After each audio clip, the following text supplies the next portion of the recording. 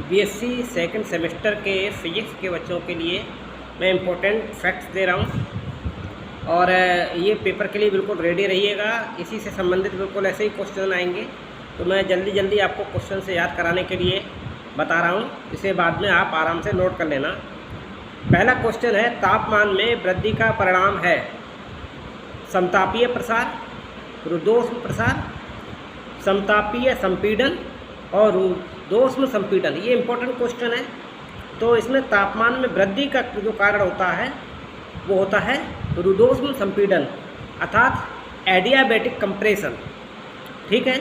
Second question आपके पास important है, एक समआयतनी प्रक्रम में इन एन आइसोक्रोनिक प्रोसेस, एक आइसोक्रोनिक प्रोसेस में P जो होता है वो स्थिर रहता है, कांस्टेंट रहता है, या V वॉल्यूम अर्थात P का मतलब प्रेशर, V फॉर वॉल्यूम और T फॉर टेम्परेचर, या W।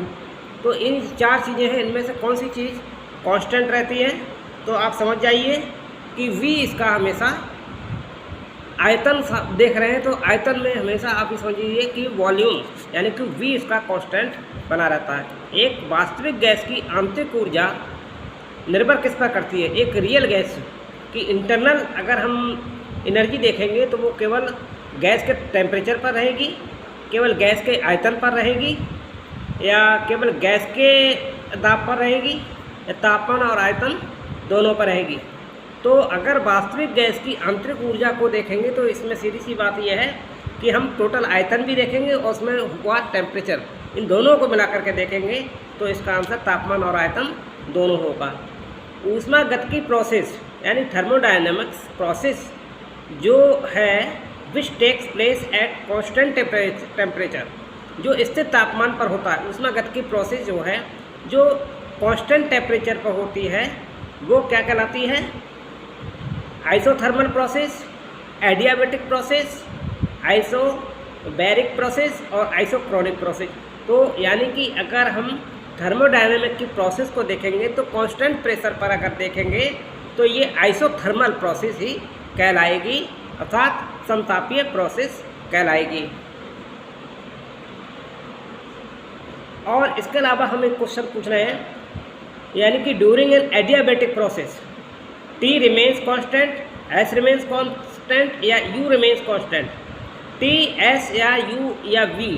तो ऐसी स्थिति में हम एडियाबैटिक प्रोसेस में हम देखते हैं कि हमारा क्या कांस्टेंट रहता है? हमेशा S कांस्टेंट रहता है। बहुत इंपॉर्टेंट क्वेश्चन है। ऊष्मागतिकी के खाली जगह में कहा गया है कि यदि दो ऊष्मागतिकीय निकाय तीसरे निकाय के साथ ऊष्मीय साम्य में आ जाते हैं तो वे अलग अलग एक दूसरे के साथ ऊष्मा साम्य हैं। तो इसके लिए कौन सा नियम रहेगा? शून्यवां नियम रहेगा, जीरोथ लॉ कहलाता है ये। ठीक है। और ये ऊष्मागतिकी का शून्यवां और पहला नियम वाला पार्ट है ये। तो पहले पार्ट में इसका यही आंसर होगा। ऊष्मागतिकी का शून्यवां नियम यानी कि the zeroth law of thermodynamics introduce the concept. तो शून्य होता है, उसका वहाँ लगा दिए शून्यवां नियम किसकी अवधारणा का परिचय है? तो ये टेम्परेचर, ठीक है, ऊष्मागतिकी से संबंधित है, इसलिए ये टेम्परेचर से संबंधित है, ताप से संबंधित है। ऊष्मागतिकी के शून्यवें नियम पर कौन सा उपकरण कार्य करता है? अगर इसमें हम कोई उपकरण लगाना चाहते हैं तो इसमें उपकरण कहलाएगा आपका थर्मामीटर। ठीक है। और परम शून्य तापमान को किस निम्न प्रकार दिया जाता है? 273 K पर, -273 C पर, 237 C पर और 237 K पर। तो इसका आंसर होगा -K 273 C पर।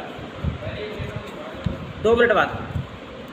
और आंतरिक ऊर्जा का योग व दाब व आयतन के गुणनफल को हम क्या कहते हैं?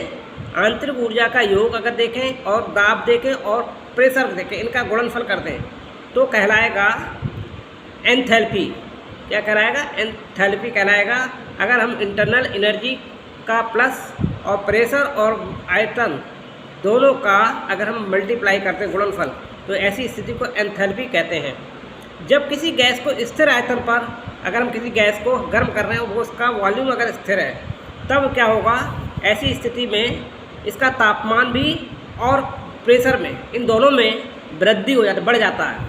और जब किसी गैस को गर्म किया तो ऐसा परिवर्तन कहलाता है, दाब भी कहलाता है, ताप भी कहलाता है, आयतन भी कहलाता है, सब कुछ कहलाता है। ठीक है, ये सब आंसर सही हो जाएंगे। स्थिर आयतन पर गैस का ताप, जहाँ ताप अगर नियंत्रित होता है तो ये गैल्सॉक का नियम लग जाता है। अगर आयतन हमने हमारा स्थिर रखा है, अगर हमें मालूम हमारा आयतन इतना ही रहेगा जितना है, तो हमको पता है कांस्टेंट है, तो ऐसी स्थिति पर गैस का टेम्परेचर वो कंट्रोल में हो जाता है, तो इसे हम गैल्सॉक का नियम कहते हैं। स्थिर तापमान पर रासायनिक प्रतिक्रिया और परिवेश के बीच ऊर्जा में परिवर्तन, ये कहलाता है एंथैल्पी में परिवर्तन।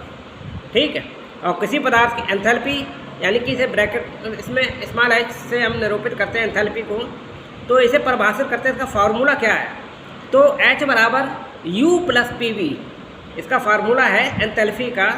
H बराबर U और प्लस PV, ये P छोटा है और PV छोटा है, ये सारे अक्षर छोटे बने हुए हैं। H बराबर U प्लस PV। एक स्थिर आयतन प्रक्रम में ऊर्जा, आंतरिक ऊर्जा परिवर्तन होता है। तो अगर आंतरिक ऊर्जा का परिवर्तन देख रहे हैं तो इसमें अगर वही वॉल्यूम हमारा फिर एक प्रोसेस हम देख रहे हैं वॉल्यूम प्रोसेस में, तो इंटरनल एनर्जी में चेंजेस हो रहा है, तो वो इक्वल किससे कहलाएगा, जो भी इसमें हीट स्थानांतरित हो रही है। और एक आदर्श गैस के लिए एंथैल्पी हो सकती है H U plus capital RT, तो H बराबर U प्लस RT कहलाती है। अगर हम आदर्श गैस के लिए हम इसको एंथैल्पी को देखते हैं, फार्मूला है। और स्थिर दाब पर ऊष्मा का स्थानांतरण निकाय की एंथैल्पी को, अगर हमारा प्रेशर जो है कांस्टेंट है और ऐसी स्थिति में ऊष्मा का स्थानांतरण अगर हम देखना चाहते हैं तो वो एंथैल्पी क्या कहलाएगी, वो बढ़ेगी घटेगी, तो वो सबसे पहले वो क्या करती है, बढ़ती है। तो ये बहुत इंपॉर्टेंट क्वेश्चन से आपके पहले चैप्टर के ऊष्मागतिकी का 16वां और पहला नियम, और परीक्षा में जो आपका फिजिक्स का पेपर आएगा वो ऊष्मा भौतिकी एवं अर्धचालक उपकरण है, thermal physics and semiconductor device है। डॉक्टर त्रिपाठी सर के साथ मैं आपको जल्दी से जल्दी आपको इंपॉर्टेंट क्वेश्चंस देता रहूँगा। इन जो मैंने बताया उसको आराम से कॉपी पर लिख कर और उसको एक तरीके से नोटिंग करके इंपॉर्टेंट नोट्स को बार बार रिवाइज कर करके याद करते रहना, और जितनी मैं हेल्प कर सकूँ आपके लिए हेल्प कर रहा हूँ।